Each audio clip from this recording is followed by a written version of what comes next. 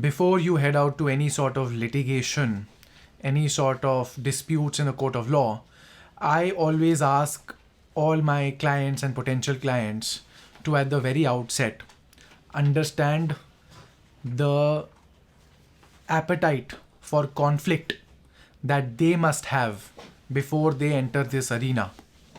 Ever so often, I find clients rushing into, despite fair warning, into the court system only to find a couple of weeks, months, or maybe a year or two later that this is not my cup of tea. Then they go scurrying to their lawyer and say, I cannot do this anymore.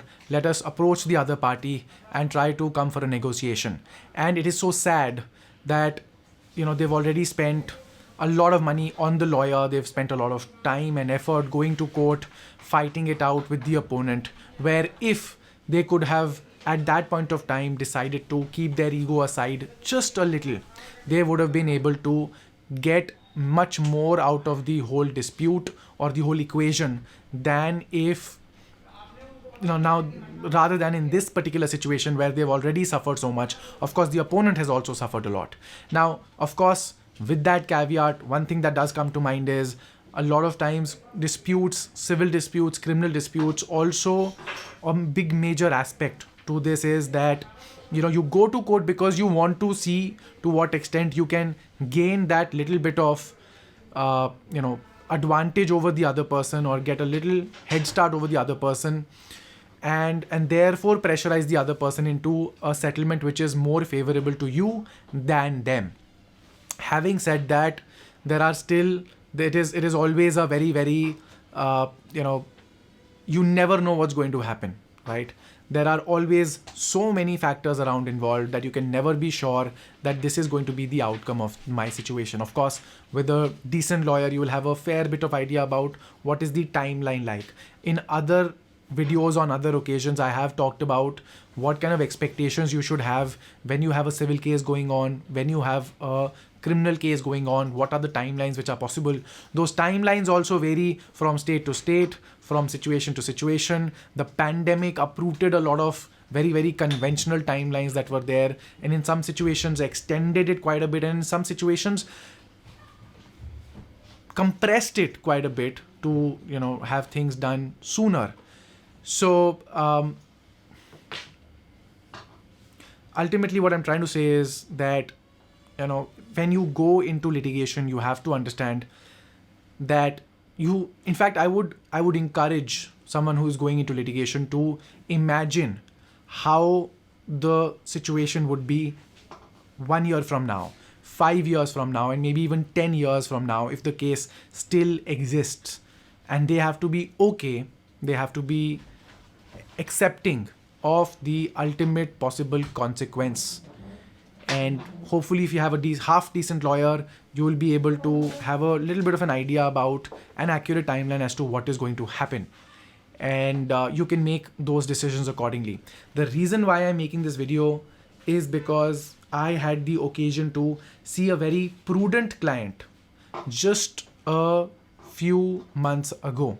It's a very very interesting thing that happened. Now, what happened was, this client came to me with a dispute. Now, in the mind of this client, the opposite party is completely at fault. There was a contractual dispute.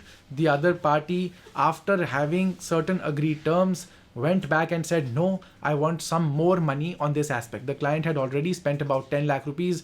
The client now had three decisions to make. Any of the three decisions the client could have made. One would be to pay the rest of the 10 lakh rupees as part of the contract. The second was to completely give up the contract, to sue the party for recovery of the 10 lakh rupees that this party had already given. And the third option was to hash out a negotiation where both parties do not end up in court, and they also do not end up dissatisfied with each other's services or as part of this contractual dispute.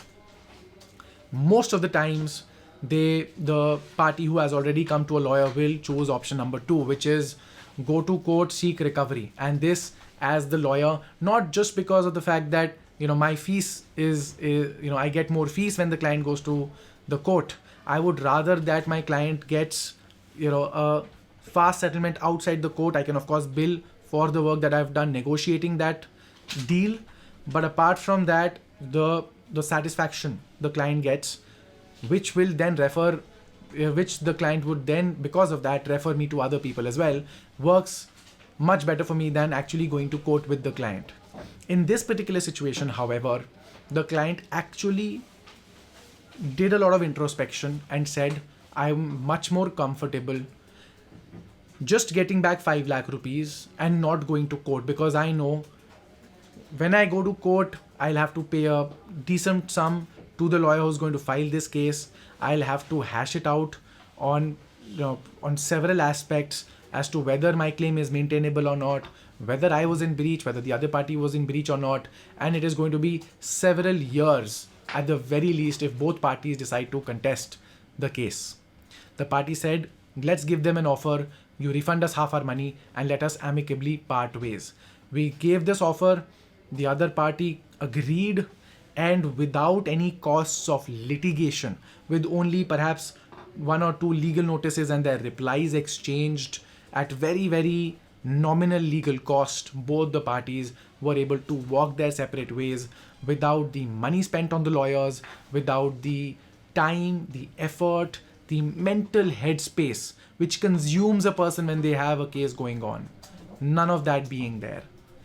And so if you think you do not have that appetite, some people I know, they're born, wanting blood. So if you're out there to seek blood, by all means, go into this dogfight. If you do not have the penchant though for risk, for conflict, and if you want to kind of stay away from the courts, if you are contemplating, or even if you have a legal right, you have a legal remedy, you have to still considering the other aspects of litigation, which is the time, the effort, the expenses involved. Do you have it in you to be able to do it?